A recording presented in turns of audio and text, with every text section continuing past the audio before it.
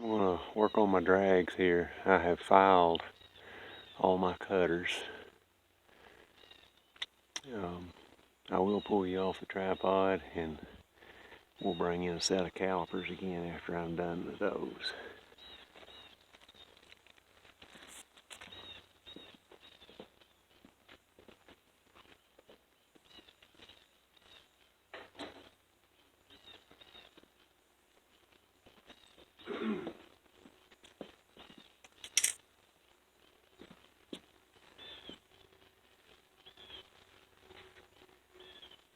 I'll also show you where I mark the chain with a round file when we get there.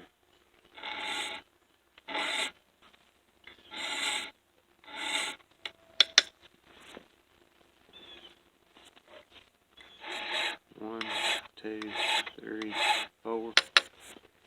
Tap, tap. You may get tired of hearing that. 1, 2, 3, 4. Tap, tap. 1, 2, 3, 4. Tap, tap.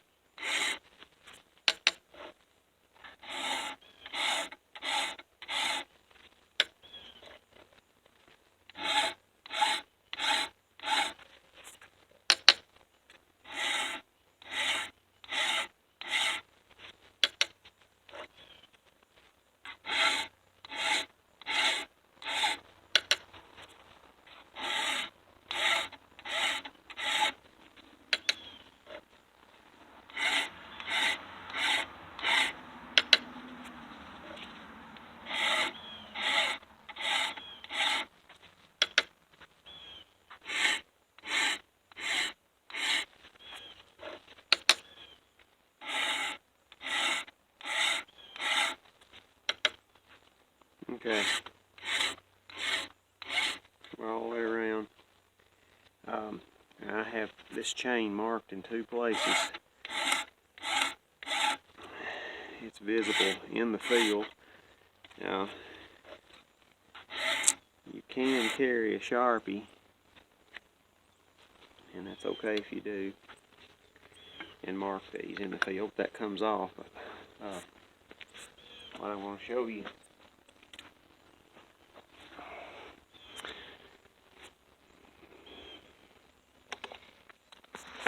stays with the chain.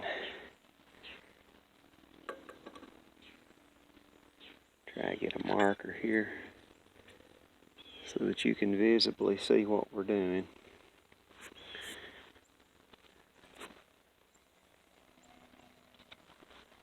Okay, at the end of this file between those straps, this is between cutters, I've got that filed with a round file so that it's marked.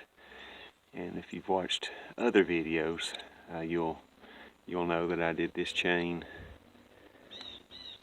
twice accidentally. I had forgot that I had done it already. So let's again notice these cutters.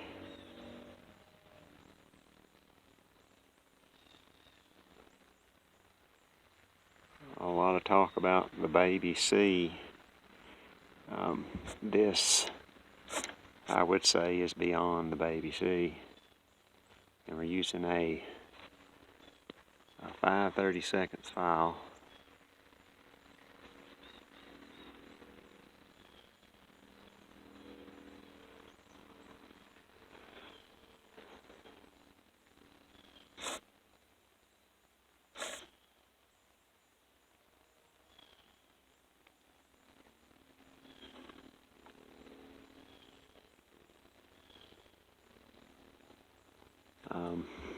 As to this file, this is an Oregon drag file, and it has no teeth on the sides.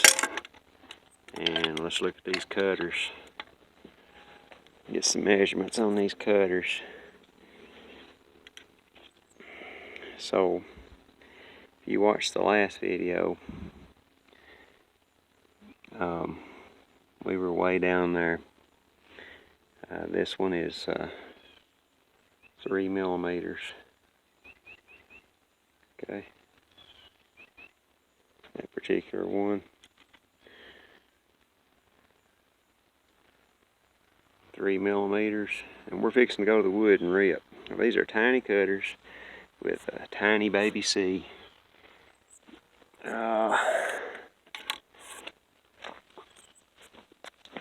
So don't think you've got to have a new chain to rip, or a new chain to cross cut even. This thing is wore out and it will throw chips. Another thing I want to talk about, and Dave, Mr. Dave, over in Ireland, I referred to him as a factory test pilot for various manufacturers, big manufacturers. Let me get this thing to focus here. I think it's doing it now. Yeah, so this is an Oregon, and this is a 5/32 setup. I also have the 3/8, the big one, for a 7/32 file, but this is the little one. And what this does, one plate rides on the previous cutter and one plate rides on the depth gauge like that, and it sets your file height so that you do get that hook, and it is precise. And I count my strokes.